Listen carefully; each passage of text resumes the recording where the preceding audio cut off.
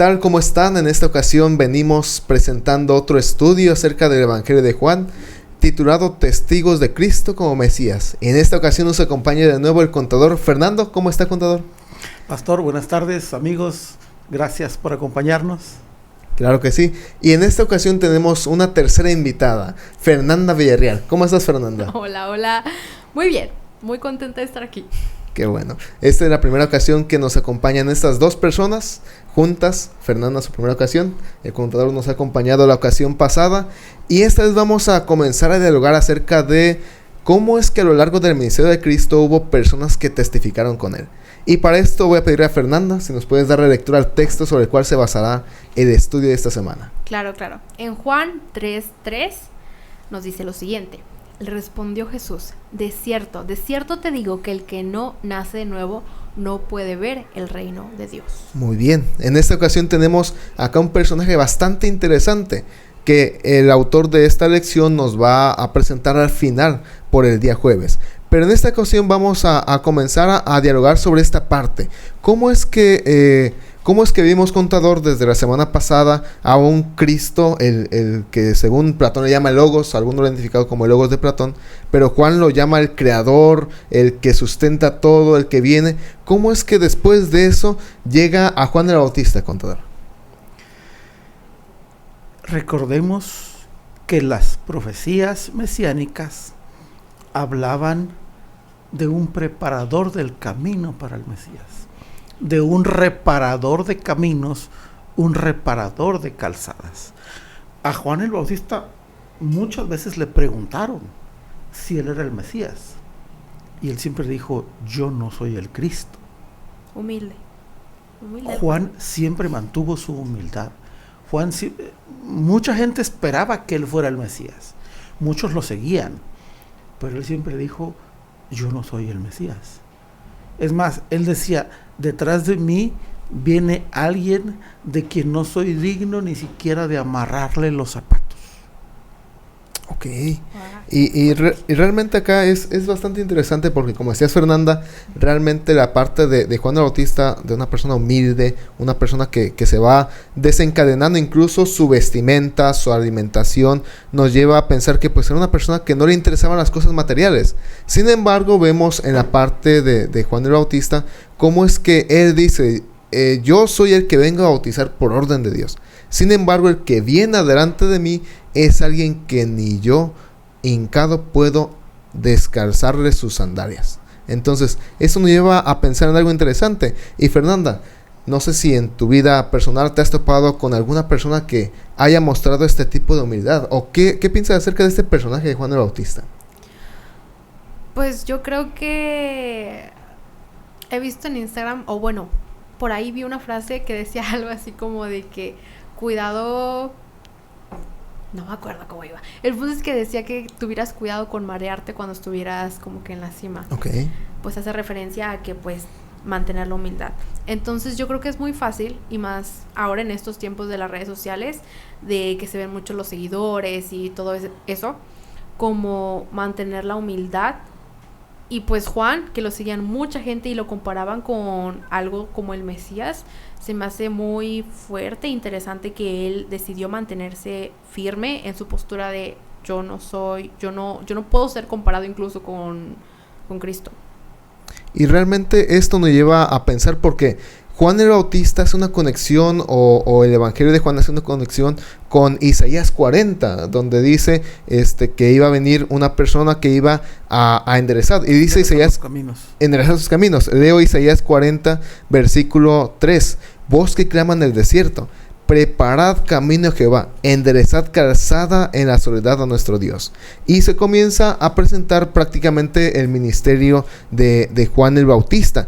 Pero hay algo aquí que me llama la atención. Desde pequeño hubo un texto que me gustó bastante, que dice Isaías 48: se seca la flor, se seca la hierba, se marchita la flor, porque el viento de Jehová sopló en ella ciertamente. Y dice: se seca la hierba, marchítate la flor, mas la palabra del Dios nuestro permanece para siempre. Y conectándolo un poco con la humildad que mencionaba Fernanda, realmente aquí Isaías dice un poquito arriba: la gloria del hombre es como una flor. Y hace la pregunta en la parte de Isaías 40, versículo 5. Y se manifestará la gloria de Jehová y toda carne juntamente la verá, porque la boca de Jehová ha hablado. Entonces, dice Isaías, la gloria del hombre es como la hierba. Se seca la flor, se marchita la hierba, es eso. Pero la palabra de Dios permanece para siempre. Y vemos que en el Evangelio de Juan, Jesús es la palabra de Dios. Juan estaba consciente, porque el Espíritu se lo había dicho, que él iba a ver al Mesías. Recordemos que Jesús y Juan son parientes. Sus mamás son primas, ellos son primos. Sí, es cierto. Pero no se conocieron. María fue a ver a Elizabeth. ¿Cómo que no se conocieron? Cuando el ángel le dice a María que va a tener al Hijo de Dios, el ángel le dice, tu prima Elizabeth, que ya es mayor, también va a tener un hijo. Y para María, que era una adolescente, se le hizo muy extraño que una mujer mayor tuviera un hijo. Y entonces María se va a la casa de Elizabeth y la ve. Hay quizá meses de diferencia entre el nacimiento de Juan y el nacimiento de Jesús. Por eso el ministerio de Juan empieza antes.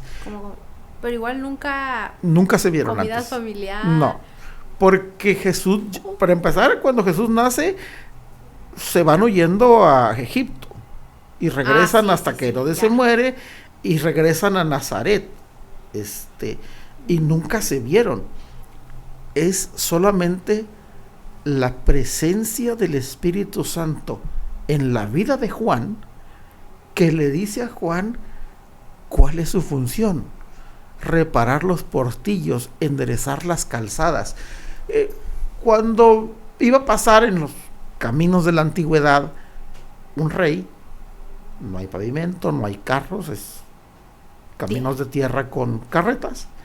Normalmente los reyes mandaban siervos para rellenar los huecos, para que el rey no batallara en su carreta. Hoy en día arreglan las calles de cerca de donde vive el presidente o el gobernador, o arreglan la carretera que va a la ciudad donde nació el presidente o el gobernador, para cuando él vaya a su casa esté bien. Bueno, a eso hace referencia la profecía de Juan. Entonces Juan siempre está consciente de que él no es el Mesías. Cuando a él le preguntan si él es el Mesías, él dice que no.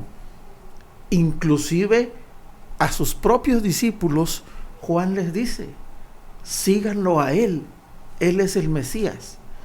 Juan no tiene problema con que dejen de seguirlo a él para seguir a Jesús. Para Juan eso no es ningún problema. Él era un medio. Él era un medio. Y él dice: a él le conviene crecer, a mí me conviene menguar. Eso es extraordinario. Eso habla de la conciencia de quién es y de la humildad que Juan tiene. Su función es ser un testigo de que va a venir el Mesías.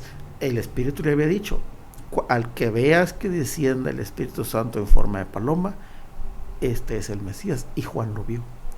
Ahora, en esta parte me gusta porque después en Juan 1:29, a partir de ese texto, inclusive un poco antes, hay un diálogo bastante interesante.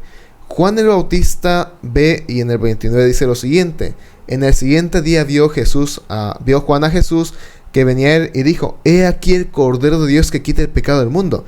Esa frase, el Cordero de Dios, nos lleva 1400 años antes de que Jesús nazca, con la salida de Egipto, con todo el sistema de sacrificios, e inclusive nos lleva a Génesis capítulo 3 y 4, cuando el Cordero es sacrificado por Adán y Eva. Y aquí es donde Juan dice: el Cordero de Dios es este. Pero más adelante Jesús se refiere a Juan el Bautista y dice: este es más que un profeta. Y me gusta la comparación que hace Jesús acá, porque él dice: Juan el Bautista es el mayor profeta que hay hasta ahora. Sin embargo, el que es el menor en el cielo es mayor que Juan el Bautista. Y aquí nos lleva a dialogar un poquito más, porque el autor nos lleva a reflexionar en bastantes textos sobre la muerte de Cristo y cómo es que se consideraba a Juan el Bautista, a Jesús como el Cordero de Dios. Fernanda, ¿podría leer la cita bíblica, por favor? Primera de Pedro 2:24 nos dice: Él mismo llevó nuestros pecados en su cuerpo sobre el madero, para que nosotros, estando muertos a los pecados, vivamos a la justicia. Por su herida habéis sido sanados. Con base a esto, creo que es bastante interesante ver cómo es que los autores bíblicos, tanto Isaías 53 como Pedro en sus cartas, mencionan a Cristo. Y la pregunta es, ¿qué opinas tú sobre esto, Fernanda? Al oír que Cristo es el Cordero que quita el pecado del mundo. Pues qué padre.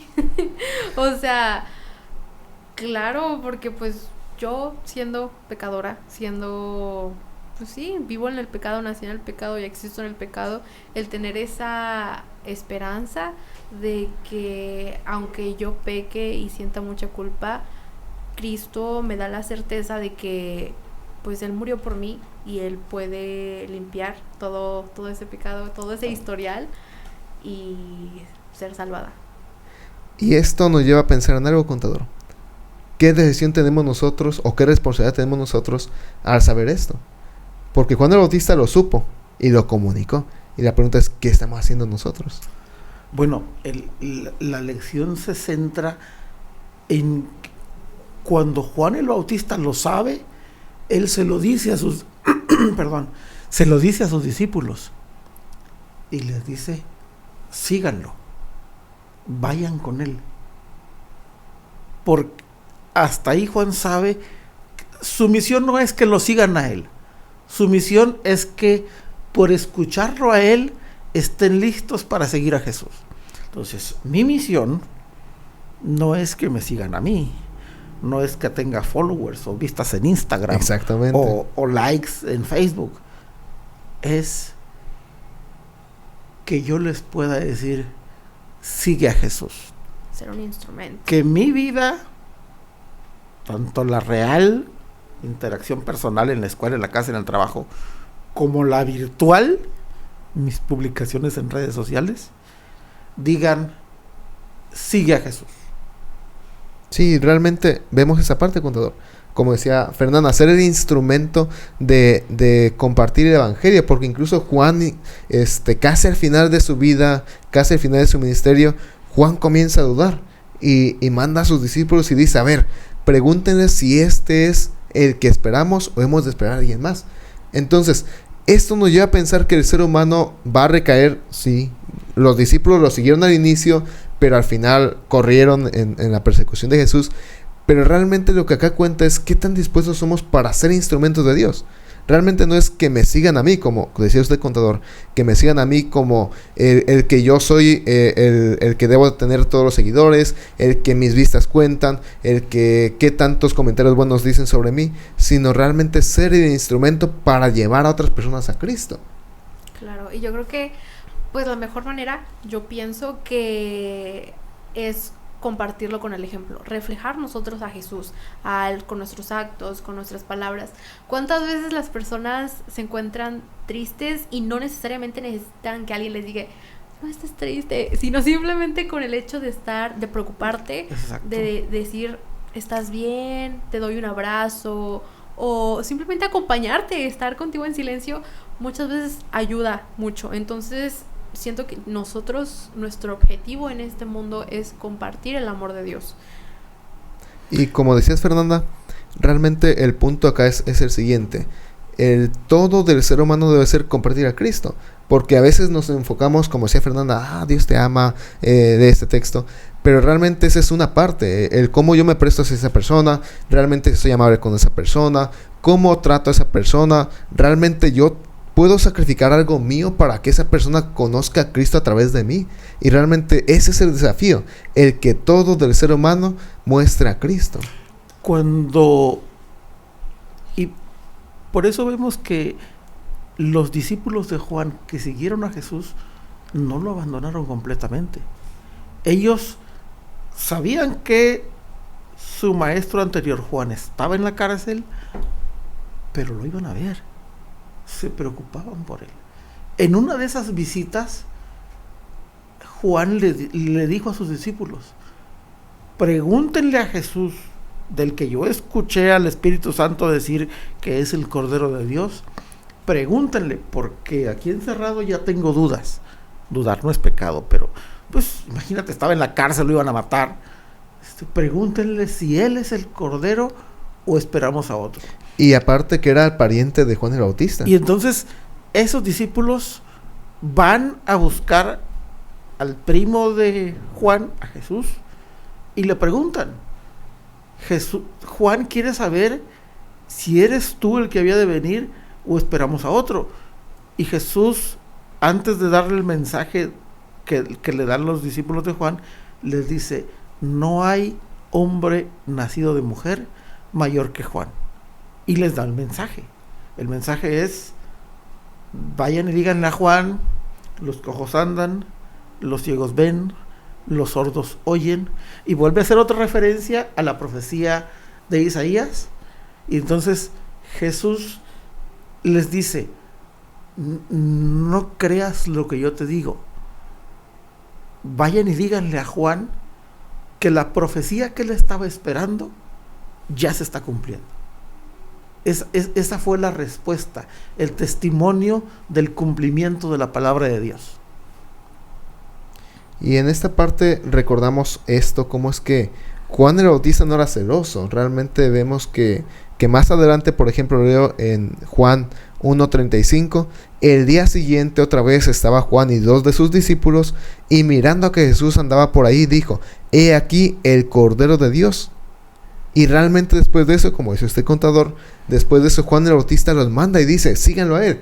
Realmente yo, como lo dice más atrás, yo debo de menguar y él debe de crecer. Realmente el propósito de Juan lo entendía perfectamente. Juan sabía cuál era su propósito allí en esa tierra, y dice: mi propósito es anunciar la venida del Mesías. Ya que él venga, que él se ocupe de todo lo demás. Y realmente ese es el propósito del Evangelio: anunciar a Cristo y que el Espíritu Santo se preocupe por lo demás. Porque a veces cometemos el error de querer convencer a las personas con nuestras artimañas, o vaya, con nuestras diferentes métodos que utilizamos. Estar de intenso. Sí, yo creo que muchas veces son cosas pequeñas que tú a veces ni te das cuenta que hiciste. O sea, comentarios, o palabras que tú las dijiste porque sí, pero la otra persona puede que fue como, ay, que le llegó, que algo dentro de ahí se acordó y fue como... Y muchas veces no nos damos cuenta. Es que eso significa que mi vida, mis acciones, mis palabras están de tal modo en armonía con Dios que, número 1, yo no me doy cuenta. Número 2, Dios las puede utilizar para alcanzar a alguien más. Y vamos, hablando de los frutos, la vid no se da cuenta si da frutos o no se preocupa por dar frutos o no. Da uvas porque es vid. O sea, el punto es que mi comunión con Jesús debe ser tal que yo dé frutos sin preocuparme por dar frutos.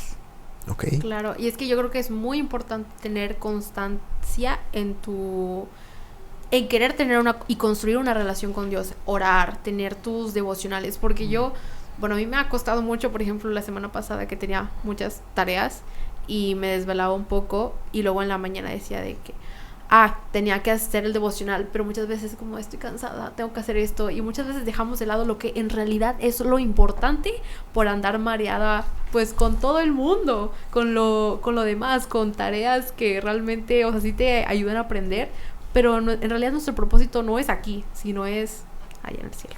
Ahora, recapitulando esa parte que mencionó Fernanda, en nuestro estudio personal cuenta muchísimo. Eso va a definir nuestra vida espiritual. Y lo recalco acá porque, aunque no lo dice el Evangelio de Juan, realmente los 2 discípulos de Jesús lo siguieron por una convicción propia. Porque Juan les dice: miren, he aquí, ese es el Cordero de Dios.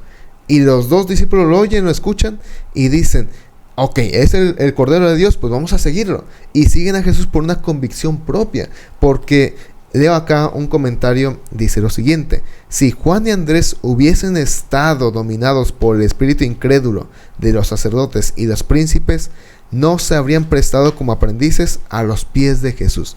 Esto nos lleva a pensar, cada vez que vaya a ocurrir algo milagroso en nuestra vida, algo fascinante que Jesús se quiera mostrar en nuestra vida, la Biblia y el estudio deben de precederlo.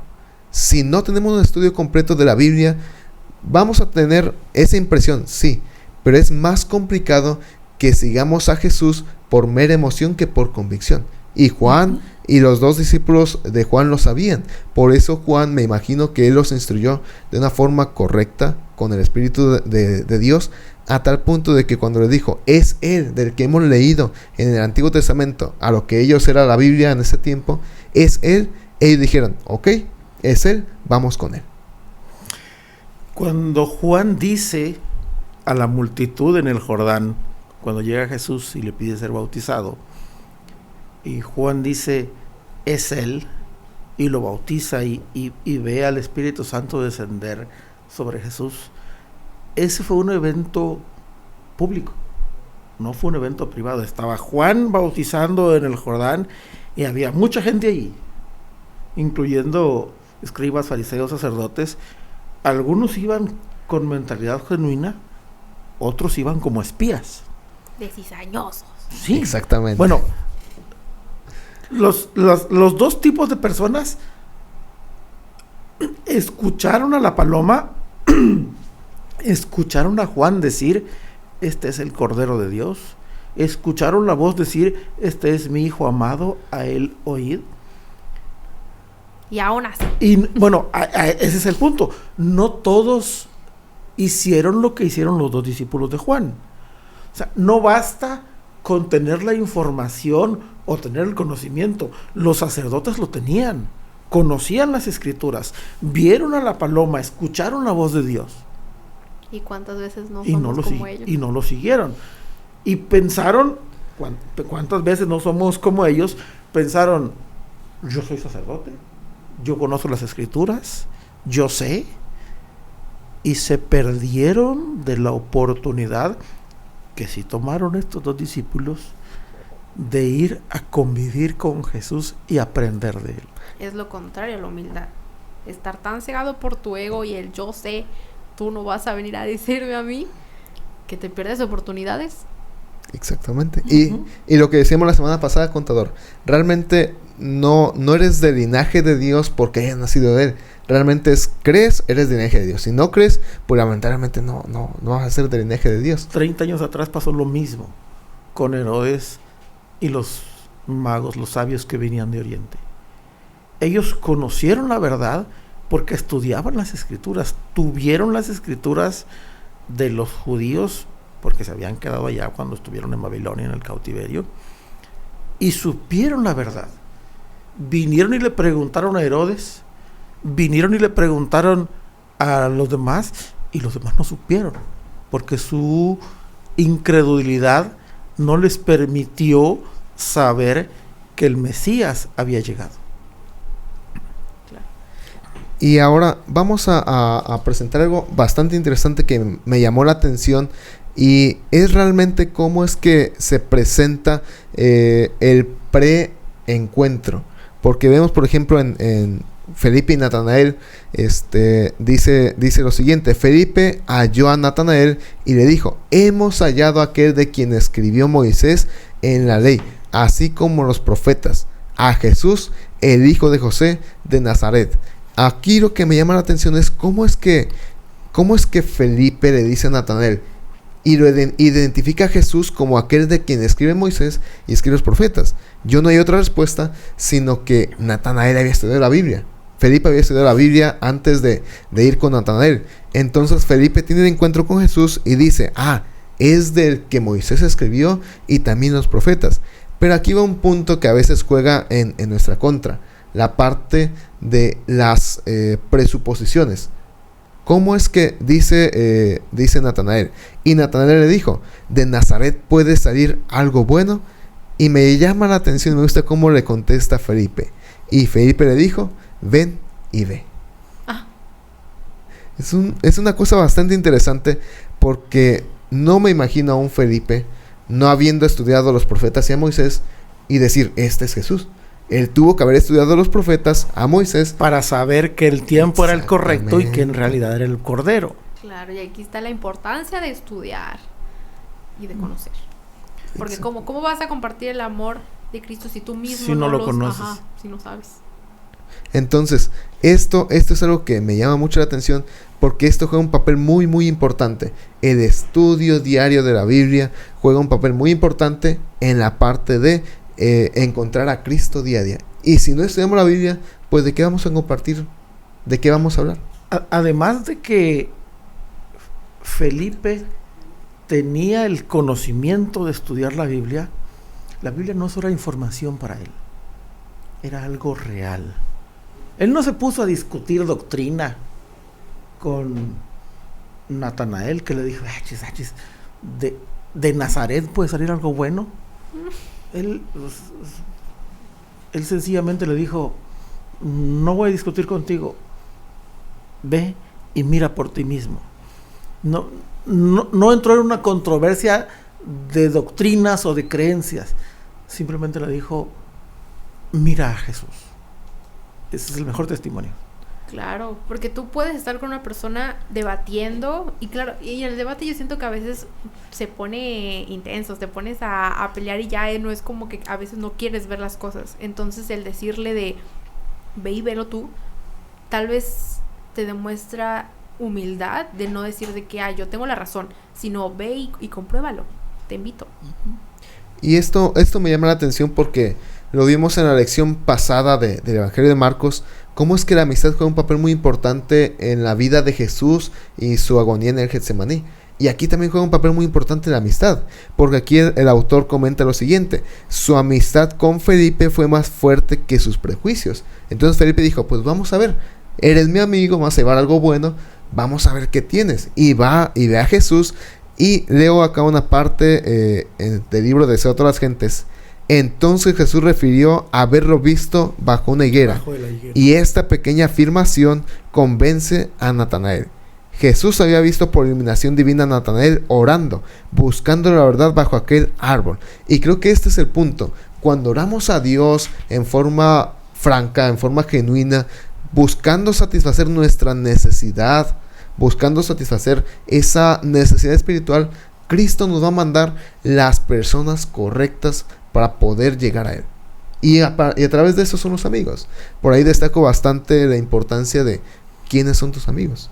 Los amigos juegan un papel muy importante. Claro. ¿A dónde te van a llevar tus amigos? Exactamente. Natanael, Jesús lo describe como un verdadero israelita en el cual no hay engaño.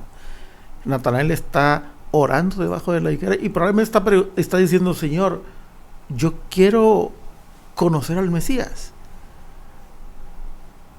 Y entonces se olvida de sus prejuicios, confía más en la amistad y en la palabra de Felipe y va a conocer a Jesús. Y Jesús sabe que Natanael tiene ese prejuicio y por eso le dije, te vi desde que estabas orando, le dijo, te vi desde que estabas orando debajo de la higuera. Era la forma de decirle a Natanael, yo sé que tú estás buscando la verdad, sígueme, puedes conocer la verdad.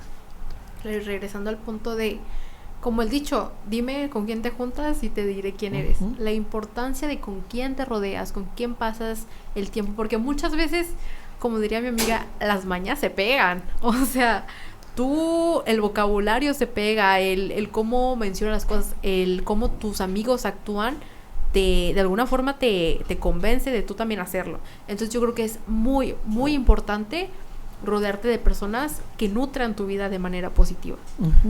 Ahora acá llegamos a un punto, porque si bien estamos hablando de Cristo en el Evangelio de Juan que se está revelando, vemos que hay diferentes personas que reconocen quién es.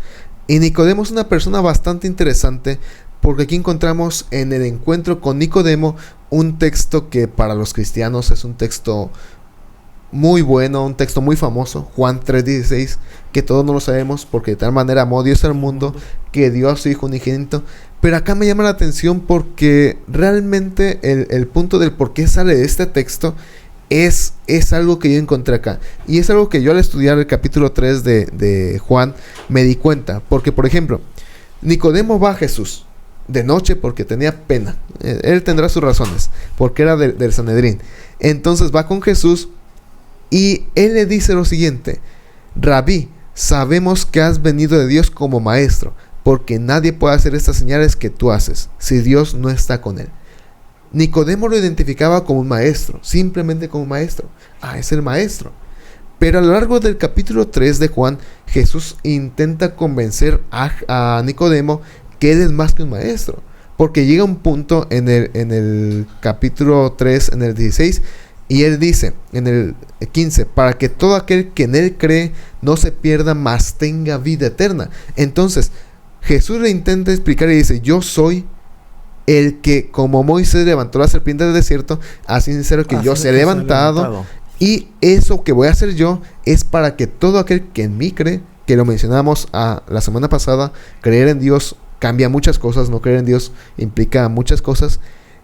Entonces Jesús llega al punto donde dice: yo soy más que un maestro, yo soy el Salvador, que vengo a darles salvación, a darles salud, a librarlos de esa parte, de esa carga del pecado. Entonces, el capítulo 3 yo veo a Jesús con Nicodemo tratando de discutir y de convencerlo. Y aquí hay un factor importante que cuenta mucho el que nosotros lleguemos a Cristo: el trabajo del Espíritu Santo. Y ahí le explica la parte de cómo es nacer de nuevo a través del Espíritu Santo. Jesús sabe que Nicodemo quiere saber genuinamente quién es Jesús. Pero no puede tratar, y eso es lo maravilloso de Jesús. Jesús nos conoce. Jesús no trata a Nicodemo igual como trató a Felipe o a Natanael o a Andrés y a Pedro. Jesús sabe que está tratando con un doctor de la ley y así le empieza a hablar, porque le está tratando de dar evidencias. Hace referencia a la serpiente del desierto, que la historia de Israel, que el propósito de Israel es dar a conocer a Jesús, y que la manera de hacerlo es tener a Jesús en el corazón, cambiar de espíritu. Y es una lucha en la mente de Nicodemo, porque va contra todo lo que él le habían enseñado y había estudiado y había aprendido en las escuelas de los fariseos. ¿Por qué? ¿Qué aprendió? O sea, ¿qué tenía él? Después del cautiverio, Israel entendió que no debían adorar ídolos, que por eso habían ido a Babilonia, que tenían que guardar el sábado y seguir la ley, pero convirtieron la ley en un medio. Se olvidaron de que la ley te refleja a Dios, y llenaron la vida del israelita de un montón de leyes y reglas de cómo lavarse las manos, cómo caminar, cómo no caminar, cómo guardar el sábado, cómo dormir, cómo no dormir. Sí. Y Jesús le está diciendo... O sea, se olvidaron del propósito. Se olvidaron de Dios. Ajá. Y la religión se convirtió en una religión de formas. Y Jesús le está diciendo: Nicodemo, antes de las formas está la comunión. Antes de los rituales necesitas cambiar desde adentro, nacer de nuevo. O sea, más que nada, tu forma de actuar depende de tu relación. O sea, tú haces las cosas por amor y porque tienes una relación con Dios. Lo que pasa es que los fariseos siempre actuaban bien. O sea, se preocupaban por no por no violar la ley, por guardar el sábado, por diezmar el comino el comino y el eneldo. Claro, o sea, pero tú podías hacer todo eso, pero no conocer a Dios. Bueno, eso pasaba con mucho. Bueno, no viene a la lección, pero eso fue lo que pasó con el joven rico. El joven rico quería ser salvo y Jesús le dijo, sigue la ley, eso ya lo hice. Pero el joven rico sabía que le faltaba algo más. Bueno, Nicodemo era un fariseo que por la obra del Espíritu Santo sabía que le faltaba algo más. Y por eso fue a buscar a Jesús.